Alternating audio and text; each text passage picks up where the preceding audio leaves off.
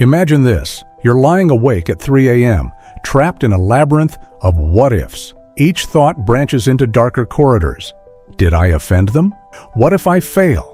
Why does nothing feel enough? Until the walls close in and the maze becomes your entire world. But here's the unsettling truth. Your mind, the very tool you rely on to navigate reality, has become a prison of its own design. The paradox? Overthinking isn't a flaw. It's a perverse form of self-preservation. For millennia, the human brain evolved to solve problems, anticipate threats, and outwit predators. Yet in the modern age, devoid of saber-toothed tigers, it turns its fangs inward. Nietzsche warned of this. Beware that, when fighting monsters, you yourself do not become a monster. What if your relentless analysis isn't a path to clarity, but a ritual of self-devouring? A way to feel control in a universe that laughs at certainty? Consider this. Schopenhauer claimed life swings like a pendulum between pain and boredom. But what if overthinking is the pendulum itself, an addiction to the drama of uncertainty, a refusal to accept that some doors lead only to darker rooms? Why do we cling to mental chaos as if it were a sacred duty? Could it be that beneath the noise lies a fear far more primal, the terror of confronting what remains when the thinking stops? The question isn't how to stop overthinking. It's why you've conspired with your own mind to build this cage. What are you avoiding in the silence? Who would you be without the armor of your thoughts? You tell yourself you're solving problems, but the truth is darker. You're feeding an addiction, not to substances, but to the illusion of control. Carl Jung called this the shadow, the part of the psyche we exile into darkness because its existence shames us. Overthinking, he might argue, is the shadow's rebellion, a twisted attempt to outsmart the chaos of existence by drowning it in noise. But what chaos are you truly avoiding? Nietzsche saw it first. The human mind, he wrote, invents labyrinths to avoid a simple truth. We are animals pretending to be gods.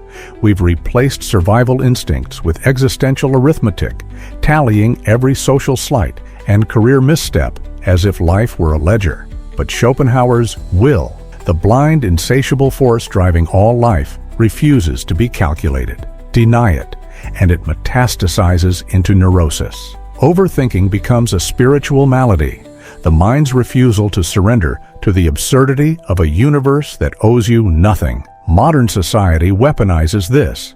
Aldous Huxley's Brave New World warned of distraction as a tool of control, but our dystopia is subtler. Algorithms feed your anxiety, corporations profit from your self-doubt, and the cult of productivity sanctifies rumination as virtue. You're told to work on yourself, but the real work, confronting the void within, is labeled unproductive. So you default to mental loops, mistaking the sensation of struggle for progress. Jean-Paul Sartre called this bad faith, lying to yourself to escape the agony of freedom. Gabor Mate would frame it as trauma, a psyche so conditioned to threat that it clings to overthinking as a perverse safe space. The tragedy? You've been gaslit into believing this is self-awareness, when in truth, it's a defense mechanism against the raw, unmediated experience of being alive. Dostoevsky's Underground Man grasped this curse. To be overly conscious is a sickness. Overthinking doesn't just drain you, it reconfigures reality. Cognitive biases distort your gaze, hunting for evidence that you're unworthy, unloved, doomed. Each mental rehearsal of disaster strengthens neural pathways until anxiety becomes a self-fulfilling prophecy. You don't just fear the abyss, you curate it. Modern society didn't create this flaw, it weaponized it. Social media's infinite scroll mirrors the mind's compulsive loops, both thriving on dopamine hits of unresolved tension. Apps are designed to exploit your need for closure, dangling notifications like breadcrumbs into deeper labyrinths. Meanwhile, the cult of productivity equates thinking with doing, trapping you in a purgatory of solutions that solve nothing. Huxley's Soma is here, but it's not a pill. It's the illusion of progress through perpetual analysis. The cost?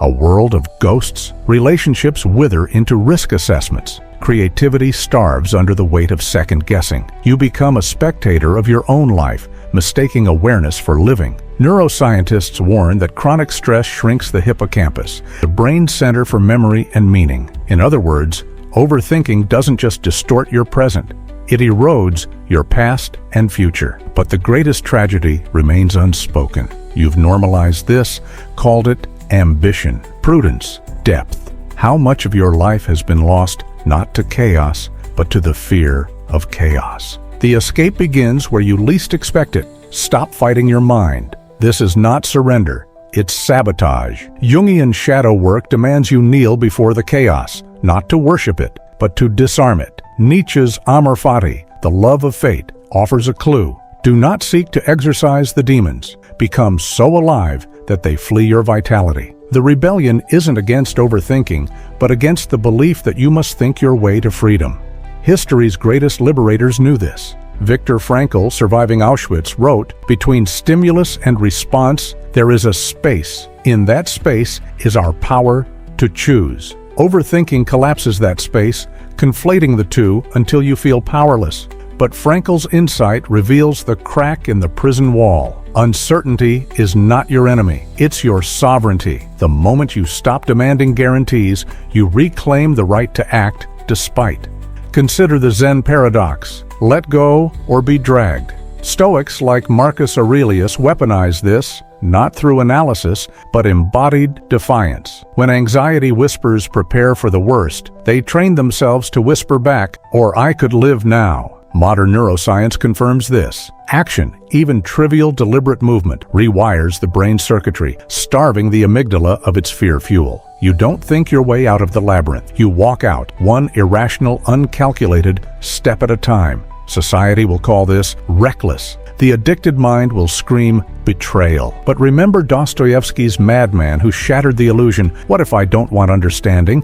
What if I prefer to stick out my tongue at it all? To break free, you must become a heretic of productivity, a vandal of certainty. Burn the ledger, dance in the absurd. Here it is, the revelation that unravels everything. Your mind is not yours, not in the way you believe. The thoughts you cling to, the stories you rehearse, the ceaseless commentary, they are echoes. Jung called them the collective unconscious. Buddhists name it Maya, the illusion of a separate self. Nietzsche saw it as the eternal recurrence of the same ghost, dancing to a rhythm older than reason. Overthinking, then, is not a personal failure. It is the hum of a borrowed machine, programmed by evolution, culture, and trauma, mistaking its own noise for identity. But you, the you beneath the storm of synapses, are not the thinker. You are the arena, the silent witness, the space where thoughts arise and dissolve like waves. Sartre hinted at this. Existence precedes essence. You are not your mind's creations. You are the act of creation itself. This is the existential gambit. To realize that every mental prison, every what if, every if only, is a relic of a self you've outgrown. The ego clings to overthinking because it mistakes the map for the explorer, the script for the actor. But the truth? You are the emptiness that holds it all. The void Schopenhauer feared is the same void that births galaxies. Embrace this, and the paradox ignites. The moment you stop seeking control, you become boundless. The anxieties that once choked you now pass through like wind. You are not solving the maze. You are the ground it's drawn upon. So let the final question linger. What becomes of the labyrinth when you refuse to walk its paths? When you stand still, breathing into the raw, uninterpreted now, you collapse it. Shadows need your fear to exist. Stop feeding them, and the light you've sought was always here, in the surrender. You've reached the edge. But the real question isn't whether you understood this, it's whether you'll dare to act. Philosophers write books, mystics chant mantras, but you have a choice. Return to the labyrinth or burn it. This isn't an ending, it's a threshold. If these words carved something raw in you, if the silence between them whispered a truth you felt but never named, then do not let this moment dissolve. Subscribe. Not to us, but to the part of you that recognized itself here. Share this with the one person you know is still trapped in the maze. Then, close the screen. Go outside, stand under the sky, and for 3 breaths, let your thoughts pass like debris in a river. That's where the work begins.